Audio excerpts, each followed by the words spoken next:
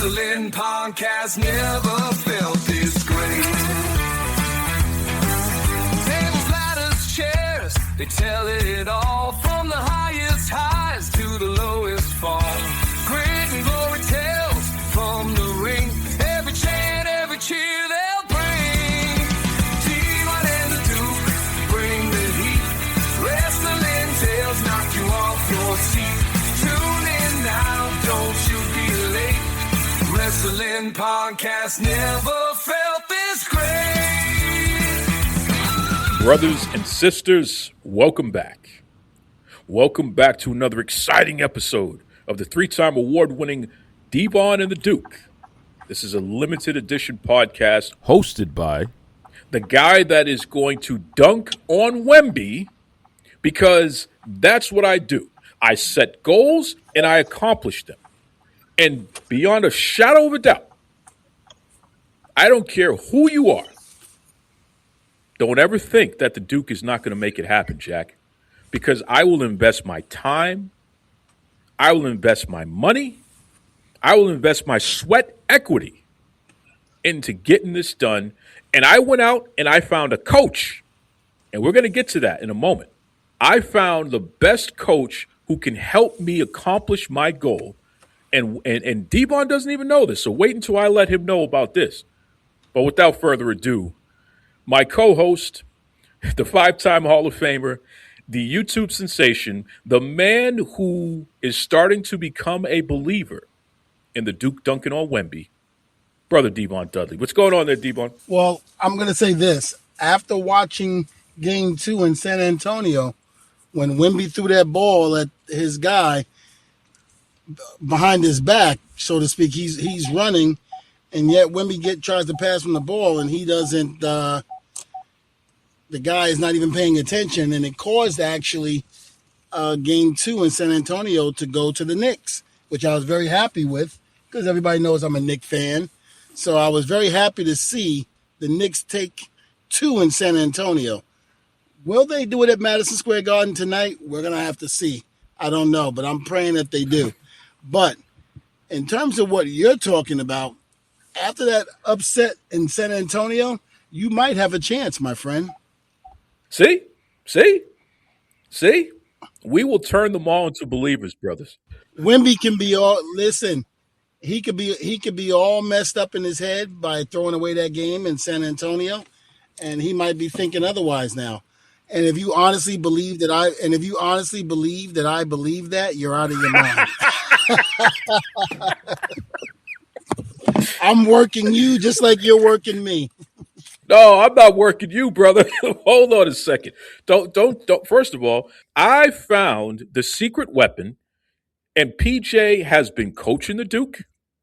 I've been wearing the shoes that, they're elevated on the toe, so that you're just kind of walking on your toes. It strengthens your calves. Here we go. And it's supposed to help you with your hops. You know about those shoes, man. It's supposed to help you with your vertical and what have you. PJ's got me eating arroz. Hold on. You mean those things that they invented back in the 80s? That's right. You know exactly what I'm talking about. See? Okay. So I got those. I've been eating arroz con pollo. Okay. My chicken and rice. Okay. I've been listening to Hector Lavoe. Okay. And Bad Bunny. Let me tell you something. I've been on the Puerto Rican PJ Ramos system. And I'm not even Puerto Rican. But that's not the point. The point is, PJ Ramos is 7'3" tall. And at 5'6" tall, I got to imagine that I've already grown at least a half an inch since I've been on the PJ Ramos Puerto Rican system. Okay? So that's number one. Number two, my vertical is through the roof. I could dunk on you at this point, Devon, just so you know. Don't play games. So the way that this is going down, all right, once PJ Ramos enters the building, and remember, he beat Team USA. He and Team Puerto Rico beat Team USA. That's Kobe. That's D. Wade. That's Tim Duncan. That's Allen Iverson.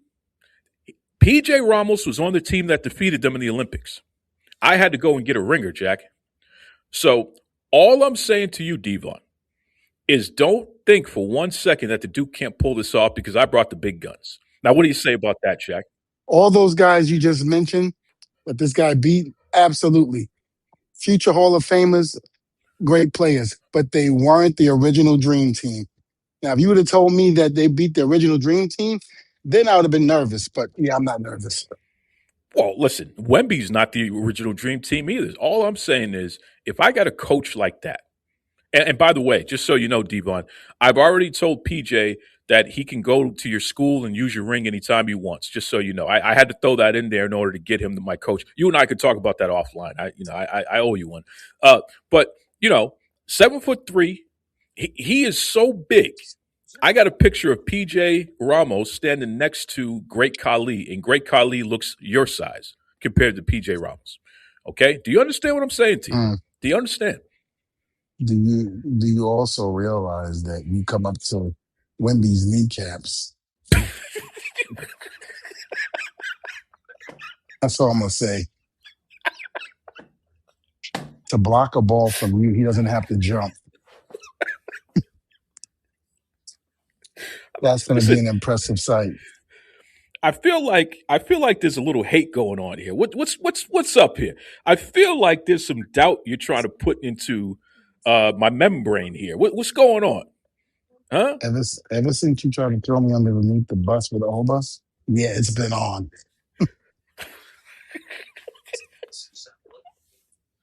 Oh my God. It's been I'm on. telling you. Listen, man, the world, as far as they're concerned, the Duke is going to straighten out Wemby. So you better get on the bus here, Devon, because I don't want to leave you behind on this one. I don't want you being one of those people that like, he did it? He really did it? Like, come on, bro. You better get with the program here. Come on. I'll believe it when I see it. I got the Reeboks now. I'm going to pump it up. I'm going to pump it up, Jack. You don't understand. I mean this. Shoot. As soon as you lose in New York, you bring yourself down here to Boston, Wemby. I got something for you. That's right. That's right. You can take a Greyhound. Take a Greyhound down here, Jack. Come on. I ain't playing with him. Anyway, shout out to the Knicks. They are doing their job. It is clear that both of these teams are evenly matched in terms of talent. But I got to tell you, Devon, I believe the Knicks are slightly better coached, and that's making the difference. I don't think they're more talented per se. I just think they're a better coach team. How do you account for – because these have been very close games each time here, man. It's clear that this is one of the best finals I've seen in a long time. How do you account for the Knicks being ahead 2-0 like this? Well, I think we all knew that there was a possibility that this could be a close game on every game that they play. But I'll be honest with you, they're very evenly matched. And for them to be able to come back to what they did in game one, do what they did, and then in game two to have Wemby make that mistake and throwing the ball to his teammate, but then not realizing that the guy was already running down the court, which caused Bronson to come in, get the steals, and then to go to the foul line to score a point. So, them losing San Antonio losing by one, that's a big upset, especially in San Antonio. Absolutely. And it's great for the fans, heartbreaking for the players, of course, but the Knicks can't get too comfortable because in both of those games, San Antonio could have won. I mean, that was one bad pass away from a San Antonio victory as far as I'm concerned, that game too. So we'll see what's going to happen next. But then again, you have to also put in perspective. You have to put in perspective that San Antonio was up by 15, 20 points in game one and then blew that lead and allowed the Knicks to come back. Yeah, that's coaching. In my opinion, that's coaching. Do you think that's a fair assessment? Yes, but I also feel that the coach can only do so much. It's up to the players to actually go out there and do what they do. They have to keep their composure. They have to be able to, get the rebound when the ball is missed, whether it's on offense or defense. They got to be able to stop the steals from happening. There's a whole thing that comes behind that. So you can have the greatest coach in the world. Doesn't mean you're going to win games. Yeah, but I mean, in fairness, though, come on now, Devon. Mike Brown is the coach. Now, he's won 2 NBA championships as an assistant, and he's won 2 NBA championships as a head coach. And he's a 2-time coach of the year. So, and I mean, come on, this guy, he was under Greg Popovich. He's somebody who has a lot of experience, man. He has a lot of experience. Let me just say this before I forget, because you know my memory. Let's go back to the New York Knicks with Patrick Ewing, John Starks, that whole team, when they had Pat Riley as a coach, the greatest coach of all time, some might say. But yet they couldn't get past Jordan, So they had a great coach in Pat Riley, but they never could jump that hurdle. And the only time they could have done it was when Jordan went to go play baseball. He left, the Knicks made it to the finals and got beat by Houston. Again, Pat Riley was their coach. So you can't get any better than Pat Riley. Yeah, that's fair. That's like when the Knicks when the New York Jets had, who was the New York Giant coach for a long time? Bill Parcells. Yeah, when he came there's something about that New York Jets organization that even though they get great coaches, they may get a good quarterback, they may get running backs, receivers, what have you, they just can't get over. It's a curse. It's a curse, in my opinion, with the Jets. And I think that's where we probably could have been heading with New York, with the Knicks, but I don't see that happening. They're going to break the curse. I think they will, and I pray to God that they can win Game 3 in New York today. If they win that, then I think it's a shoo-in for the Knicks to have the finals. I think it's a shoo-in. But they have to win tonight in order to make it with an explanation point that they got this. That's my personal opinion on it. I think San Antonio is going to come out back against the wall like a dog in the corner, and he has to come out fighting. But the Knicks better be prepared for that, because if they're not, then it's going to be a long day. Wow. It's going to be a long day for the Knicks. So they better come prepared tonight in New York. Yeah, I agree. You better come prepared, because it's on, baby. It's on. And Wemby, you better come prepared, because you know what's going to happen. Oh, you know what's going to happen. Well, the one thing I like about that game also is what people aren't taking into consideration, except for the sports analysts, is that Anthony Townsend shut down Wemby so many times, stopped him from coming into the paint, all of it. So he basically did a great job in containing him down below, not allowing him to be effective the way he was. Yeah, that's fair. That's fair. It's an exciting time, man. I love this time of year because everything is happening all at once. The Yankees, they faced the Red Sox, 4 times? They lost 1 game and beat them 3 times. So shout out to our New York Yankees. I'm a Yankees fan, folks, if anyone who doesn't remember that. So I find that hard to believe that you're in Boston. Listen, that's not hard to believe. I don't like to go with the crowd. I got to go my own way. You know that.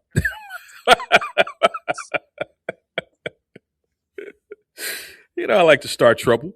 Well, you are a Celtics fan, but yet you're jumping on the Knick bandwagon. Okay. Wait, I'm not a Celtics fan. Everybody knows I'm a Miami Heat fan. Come on now. I'm a Heat fan. That's even worse. I live and die with them. Listen, don't make me do it now. I'll get Alonzo Mourning on you. Don't make me do it now. You'll be like Jeff Van Gundy grabbing his ankles. Don't do it. Tell you now. All right. We ain't playing. Listen, I ain't scared of Mourning. All I got to do is get my boy Patrick. Patrick will take care of Mourning. just like he did at Georgetown. That's it, right? Oh, my God. I love it. Listen, man, we got the World Cup coming to Boston. So this upcoming Saturday will be Game 1. It's actually happening at Foxborough Stadium, which they're renaming Boston Stadium for the time being, even though it's not technically in Boston. But everybody's going to be staying in Boston and partying in Boston and all that good stuff. So we got an influx of people here, and it's buzzing. Are you a soccer guy there, Devon? Have you ever played the game or anything? No, I don't. I don't really know anything about soccer. Interesting. I Interesting. really, I'm not. Yeah, I don't really know. I didn't follow the sport, and the only time I did follow it was when we would go to Japan, and Bubba was a big AC Milan fan, Oh, and that's the only way I knew about soccer. Period, interesting. and I even knew about the World Cup. Yeah, I knew nothing about soccer at all. Listen, it's big business. It is Nothing. big business, brother. Let me tell you. Whew. Yeah, yeah, that I see now. I know it's big business, but I knew nothing about it before we started going to Japan and how big it was when we were in other countries when the World Cup was going on. It is big business. So, Yeah. So, shout out to all the soccer fans out there. Please be safe. We don't want hooliganism. Don't bring that stuff to my city of Boston now, because we will roll on all of y'all. I will lock you all up, damn it. Don't bring that here. But outside of that, please have a good time. Duke, who you joking? Who you playing with? You be sitting up there worrying about Wemby. You ain't worried about nobody tearing up your city. Please. You ain't worried Listen, about that.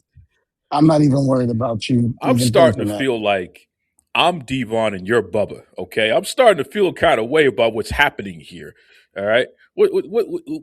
This is a heel turn on your part here, okay? You are funny. Oh my God! Let me stop starting trouble. Breaking news, and this broke last week on the Duke Loves Wrestling podcast, folks. Jimmy Hart, Devon's great friend, one of our heroes for many years. Jimmy Hart, he was part of the group The Gentrys, and they had a hit in 1965. I Keep on Dancing. It made it all the way to number 4 in the Billboard charts back then. Well, Jimmy Hart announced on the show that the Gentrys are making a comeback and they're going to be releasing a new album in August. And Jimmy Hart revealed that when the album is released, he will come back and he will be a guest here on Devon and the Duke, because he wants to hear what Devon thinks of the new album. So stay tuned, folks. In August, we're going to be doing that special with Jimmy Hart. But what do you think about that, Devon? 1965 is when they had their first big hit, and now Jimmy Hart and his bandmates making this big comeback all these years later. Well, you know what? Jimmy Hart has been an inspiration and has been so much, have meant so much to a lot of the music that you see um, that has gone on during the Hogan and Andre era. It was great to hear that years later. Um, that he had such a positive influence on all of that, and for him to still be going this long, I think it's great. Yeah, it's fantastic, man. I mean, wow. And can you imagine if that album does well enough to break, at least get on the Hot 100 on Billboard? If they're able to do that, that would probably be a record, because Wait, as far as I'm concerned, look, he's got every opportunity to do that. Listen, eat your heart out, Rick Springfield. That's all I'm going to say. Because she's my girl, and she always will. And it's almost like girls in cars. Yes, yes, yes. You're really going back on that one. So, listen, I remember watching that Tito Santana, Rick Martel Strike Force. Before Tom, I think this might have been after Tom Zink had already left the company. Uh, Tom Zink had already left the company, and basically, what's the name came in? Rick Martel. Rick Martel came in and filled that void of what was going on. And I still don't know the actual reason why Tom Zink left. Did you know? No, I'm not too familiar with that. I remember Tom Zink, Yeah, and I neither remember am that I. he left because that was the Can-Am connection, Yeah, right? That wasn't that the that was name the of their Can-Am tag connection. team? Yeah, the Can-Am connection. I remember Yep. that very well. Tom Zink ended up in WCW. Right. He had left and went straight to WCW. Now, there were different reports and things like that on why he left and what really went on, but I really didn't know really why he left. And it's funny because I'm just thinking about this now because I've talked to Tito many times at the conventions and this and that.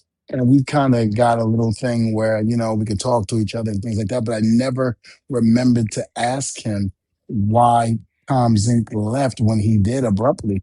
Because Mm. remember, they were just starting the team. Vince was very hot for them. And then all of a sudden it just fell flat. Yeah. Yeah. And for folks who may not know, especially younger folks, you're talking two young, handsome, in great shape guys. They were considered high flyers back then. Definitely not the flippy dippy peanut butter skippy these days.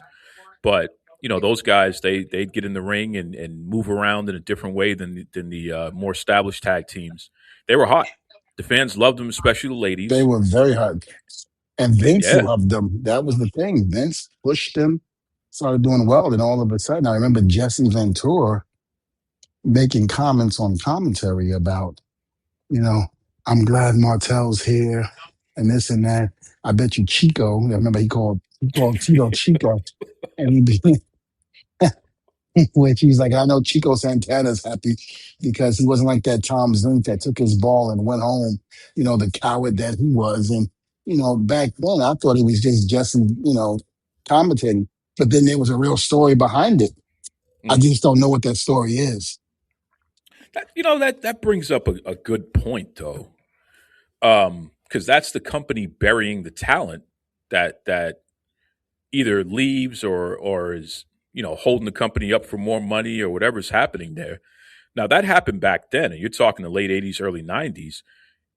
We can fast forward to a couple years back where they did the same thing to Naomi, who's now back in the company, and Sasha Banks. They buried those Mm. two ladies when they were having their creative differences with the company. What are your thoughts just from a general Yeah, standpoint? Do you think it's okay for companies to do stuff like that? in my opinion, and this is what I feel, if there's beef within the company that you have with your talent, I don't feel that it's appropriate to go out there and put it out there in the public because the public doesn't need to know the ins and outs of what's going on, which was great back in the 80s because back then you didn't know why certain people left until now you hear about it on these documentaries, like, behind the stuff that comes on A&E, you hear about the stories, about why this took place and why that happened, why this storyline went south and this didn't. So now you're getting to get the actual, lowdown on what really happened, as opposed to like now they come out with it right away. I just feel like go into your own issues on your own without having to bring the public into it, having them have their own opinion. It's like no comment. It's easy, no comment, and when the time is right and whether it could be 10, 15, 20 years from now, we can all look at it and go, okay, now I understand why what happened. But I don't feel that they need to know now, but there was a lot of Yeah, I agree. discrepancy going on with Sasha and Naomi during that time because I was a producer then. I know they were very unhappy the way they were being, showcased. And I do know that there might have been money, a discrepancy with money. I don't fully remember, but I do know they were just unhappy with where they were at the time. And I think they were tag team champions at the time, but it They was sure were. something more to that.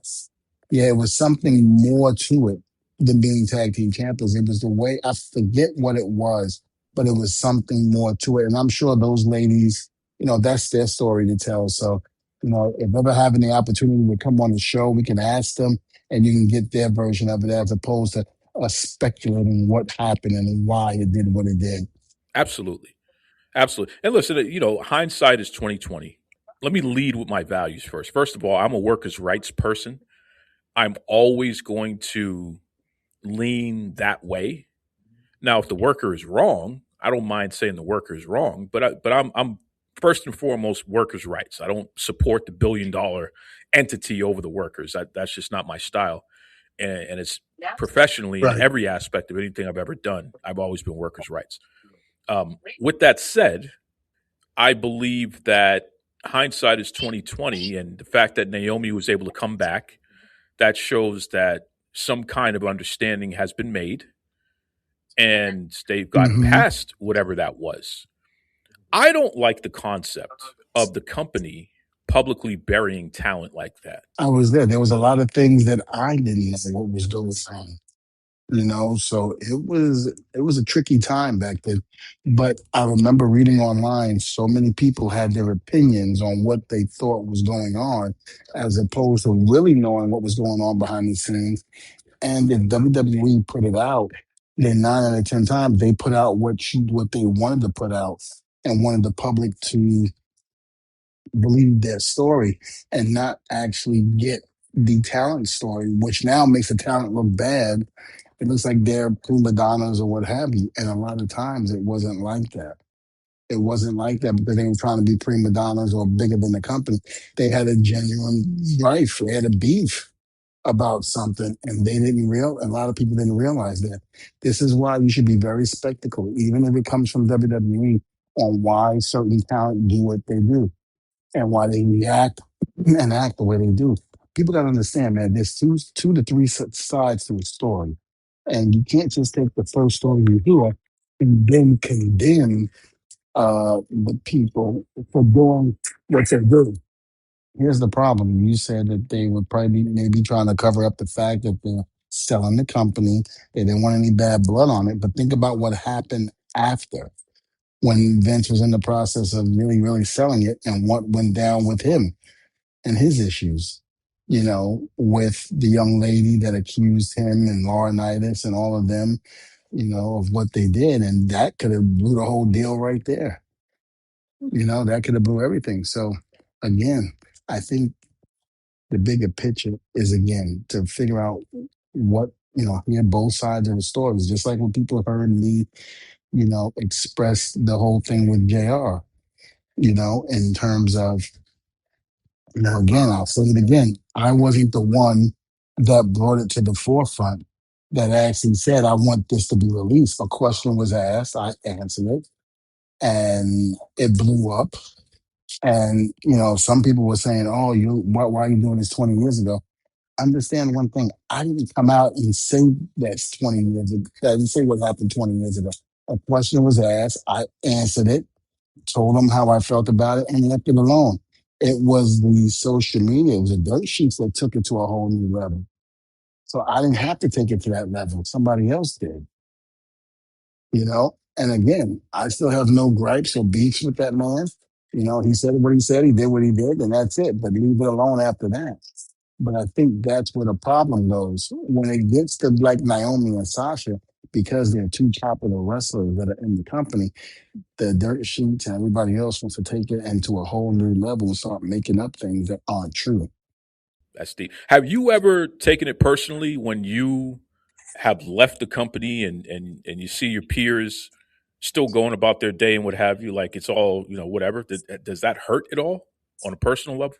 Well, I know in ECW, WWE, and TNA, I felt bad because nobody wants to see somebody lose their job, and nobody wants anybody to have to go through that type of turmoil during the times when you know that they need the job or they're very good performers. You feel a certain way. But as far as when I was in WWE as a producer, I felt real bad. Could it have been something I could have helped out, maybe calmed them down, maybe had them think? I don't know. It could be yes or no, but all I know is that, during that time, it was very uncomfortable because especially when you're good friends with them. Yeah, that's the human aspect that we don't hear enough about. Those moments where it's like you're with these folks all the time. This is your family. Uh, you've been mistreated, at least from your perspective, and you have to leave, or you're released, or whatever. Your peers are still there, business as usual. That's got to sting. That's got to be like, wow. Absolutely. The first time I left, I think I explained it when I thought Laurinaitis was the one that sabotaged everything, and it wasn't. It was the Mm, return of Brock coming back from wow. playing football, and he had the meeting with Vince, and our meeting was canceled because of that. So yeah, I took it very personal. I was like, we're not some young guys that, you know, don't know how to, you know, put asses in seats. We've been doing it for the company for a while. So for you to throw us in the back seat to somebody else, yes, I understand it's Brock, but it was a little bit of a blow.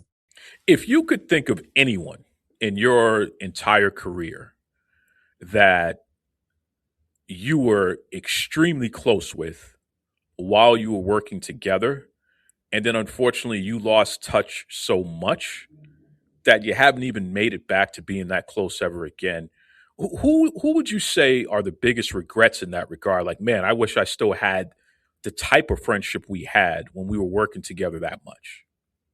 Is there anyone that fits that category? Mm, you know what? It's funny because with me, I was able to get in touch with somebody I hadn't spoke to in years when I left the company or they left the company and we took over right where we left off. One might be Batista because, he's been gone for many years now out of WWE and we kind of lost in contact. And then when it came time to seeing each other every once in a blue moon, we'd be like, hey, let's get together, let's have lunch. Okay. And we never could ever get our schedules right to do that. So the closeness between Batista and I isn't what it used to be, but it does feel like when we do see each other, we're hugging, we're telling each other, hey, how you doing? I'm very proud of you and what you've done and so forth and so on. So we try to move on in that aspect, but it never gets back to that level when we used to drive together and do things as Deacon and Reverend Devon. Time has gone by so much, things have happened. Got it. Got it. That's a big one. Yeah, I was very good with Randy. We used to all drive together and things like that. I was kind of like the vet. And, now he's a big superstar and trying to break Cena's record. And, now it just seems like, when I see him, we still, hey, what's going on? We give each other hugs and all of that. But we don't joke around and be like that like we are like we used to be because we're not around each other 24/7 Yeah, that's anymore. another one. These are people that you mentored, basically, right? Yeah, pretty much. Yeah, Batista and Randy. Deep. But you're pretty good at it, though. I know that there are a lot of people that you've managed to remain in enough contact with that you still have that friendship. You're pretty good at that, and that's not easy to do. I don't care what job you have; it's hard, man.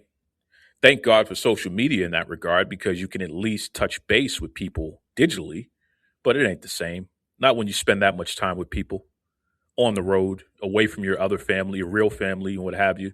It ain't the same, right? No, it's not. It really isn't. I mean, it's totally different. You would hate for that to happen, but it's never the same. I hear that. It's funny. Over the weekend at the River City Wrestling Con, the APA were there, and so was the Godfather. Now, obviously, they were booked separately, but at one point there was a panel, or rather, an interview, and the APA had the Godfather come over, and they were having so much fun telling stories and catching up that when it was time for them to stop, they actually extended it. They were like, "No, we're not done talking," because they just wanted to be around each other without feeling rushed. And I found that to be so interesting, you Hmm. know? And it's pretty much the same thing with Batista and I and Randy. It's just that people don't realize the bond that we had when we were driving with each other. And so when one goes his way and the other one goes their way, it's kind of hard to rekindle that because again, we both leading different lives now. We're not on the same page anymore. So when we see each other, it's like, hey, how you doing? We give each other hugs and we do all of that. But then at the same token, we don't know what's going on in each other's lives to be able to pick up where we left off unless we have the conversation with each other to go over all of that with each other and to find out what's new in everybody's life and then you can kind of pick up from there. But when you don't do that and and I'm working as a producer and I'm trying to get my matches together and deal with Vince and all of that, and then here comes Batista walking in to say hello to greet everybody. It's hard to go back to what we used to, but a lot of times we were able to do that. Sometimes we weren't. That's why we were trying to meet up with each other to go to dinner or lunch and to get to, get back with each other in that Mm. aspect again, to know how we are with each other again. Yeah, that's deep. It's hard, man. At the end of the day, it just comes down to that. It's very difficult, this whole life thing for all of us, balancing it and these relationships and, life is life. But you try, and as long as you have good intentions, hopefully no one takes it personally when you are not as close with each other because of distance. But thank God for the conventions. Thank God for social media. Like we said, thank God for these moments. Hopefully you don't wait until you see each other at a funeral before you connect with somebody, because that's always crappy, right? I hate that personally. And that's usually the case with so many Yeah, people. yeah, I don't like that. Me and Batista are going to see each other at the main event November 14th in New York City, which I've been before. He's doing an appearance there and I'm doing an appearance here. And I'm sure like during that time, we'll be able to reconnect with each other and talk about old times and laugh and joke. And then most likely we'll take over where we left off. I love that. I love that. Dave, can't wait to see you, brother. You and Devon need to connect. It would be very interesting for you to make some time and definitely come on the show. Obviously, you're welcome. It would make sense to do Devon's YouTube, quite frankly. But there's a lot of stories and conversation that if the both of you are in the same room together or on the same line together, that would be magic just to hear how you both talk to each other about those days. Because there's a lot. And I've told you, man, I've heard it all from him. Mm-hmm. And he's always been extremely gracious and complimentary of working with you and how you treated him. And has even admitted that to a certain extent, he didn't get it at first. And as time has gone on, he's realized how much of an impact you've had on him and his, not only his career, but his life. And I mean, you couldn't ask for more than that, right? Yeah. Yeah. I mean, we had a lot of personal, we him and I both at the same time went through some personal issues in our private lives, and we would talk to each other about it in the long car rides to the next town. I mean, we really, really were like brothers, like me and Bubba. Yeah. That's deep. I see. Speaking of you and Bubba, you guys invaded Canada and you did your little rock star thing, and y'all were out there having a good time and setting the territory on fire and living the good life, right? You left us here in the United States. You went up to our Canadian cousins. You were drinking maple syrup and Labatt Blue beer and hanging out with mooses and all this nonsense. Huh? That's what you were doing, wasn't it? Well, I was not only that, but I was actually drinking some rosé, some wine, and I was actually watching the Knicks beat the San Antonio Spurs. I was watching people trying to go over in the falls in the barrel, and it was great. Wait, what? Go Had a over the great time. falls of the The barrel? people Did in you really Niagara see that? Falls were phenomenal. No, but it sounded good for radio. I was going to say that. Hey, listen, that would No, be but I didn't crazy. That's realize the old school. drop. Well, I was told that the drop from the top of the Niagara Falls to the bottom is 175 feet. So there have been encounters where people really did try to go over the falls in a barrel, but none of them survived. Maybe 2 or 3, if that, out of all the people that tried. Everybody else was killed. The sight of Niagara Falls is an incredible sight. And if you've never seen it, please go and see it. It is an incredible sight to see. Yeah, indeed. Indeed. I love that. Shout out to all of our friends up in Canada. We love you. Obviously, we're being playful here, but Devon, he's online and offline. He loves your country and he loves visiting you. So, thank you for always treating him right. Absolutely. I love Canada. Anytime that I go through Canada, I enjoy it. It's definitely an experience. The people are great out there. The hospitality is phenomenal. I love Canada. Yeah. Shout out to Canada. Listen, Canada produced Chelsea Green, and I'm a big fan of hers, man. So I got to love them just for that alone. All right. Chelsea Green and Michael Bolton. There we go. Don't forget, they also, hold on. Don't forget, they also did Trish Stratus. They also did Edge and Christian, Jericho. Good point. A lot of top stars have come from Canada. That's a great point. That's a very great You point. just naming the Yeah, you're hot right. chicks. I'm naming everybody. Listen, I said Michael Bolton. Don't do that. I said Michael Bolton. Come on now. How in the world am I supposed to live without you? Come on now. Come on. I can do it. I can do Well, it. let me tell you, I don't think Michael Jackson has no problem with you trying to break his record as being the biggest pop star in the history of the music industry.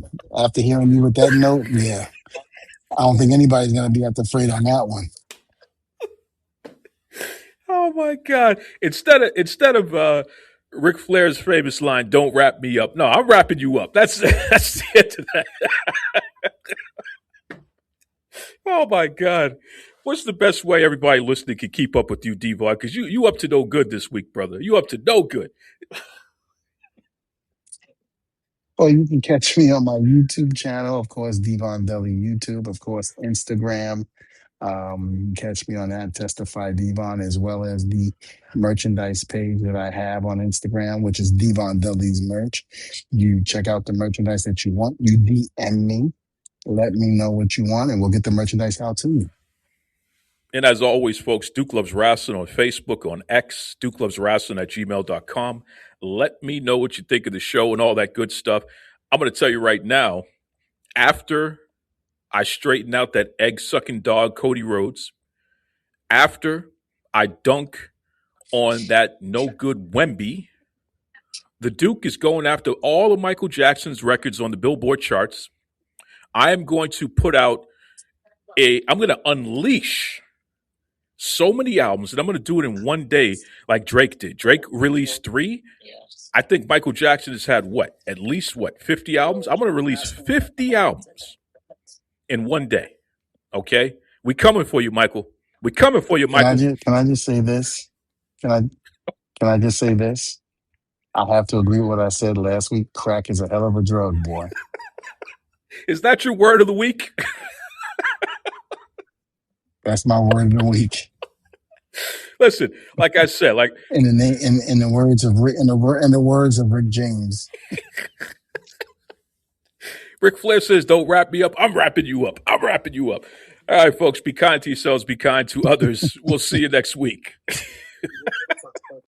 Strictly for the culture every day. Step in style in your unique way. Patterns and colors so divine. All about the perfect line.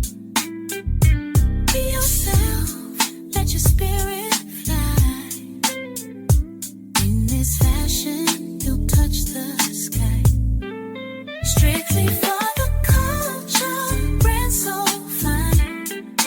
Dress to impress and show your shine. Strictly for the culture, every day. Step in style in your unique way.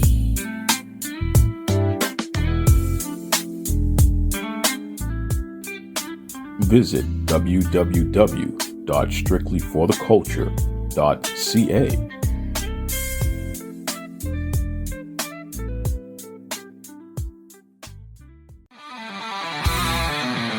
Backstage whispers and the crowds roar.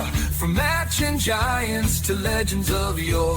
Devon's wisdom and Duke's keen view. Every episode feels like it's brand new. Devon and the Duke bring the heat. Wrestling tales knock you off your seat. Tune in now, don't you be late. Wrestling podcast never fails.